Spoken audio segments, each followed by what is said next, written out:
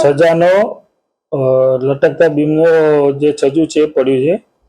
Structurally કોઈ એવું major damage નથી અને જે બીજા જે પણ હજી આવા વીક પોર્શન હશે અમે 1-2 દિવસમાં ટૂંક સમયમાં એને તોડીને સરખા કરી દઈશું. અત્યારે જે પ્રકારે સ્થિતિ સર્જાઈ છે, સ્લેબ પડ્યો છે, કોઈ જાનહાની નથી, પરંતુ કોઈ જાનહાની થઈ હોય તો જવાબદારી કોની? જવાબદારી તો અમારી ફિક્સ થાય. કેટલું જૂની બિલ્ડિંગ કહી શકાય? બિલ્ડિંગ અંદાજે 45 વર્ષ પ્લસ જૂની બિલ્ડિંગ.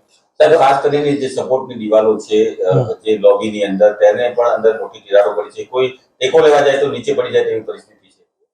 સપોર્ટની જે દિવાલો છે ને એ તો અમે કહેવાનો મતલબ એટલી ડેમેજ નથી, જે ડેમેજ થાય કે પડી જાય એવી નથી.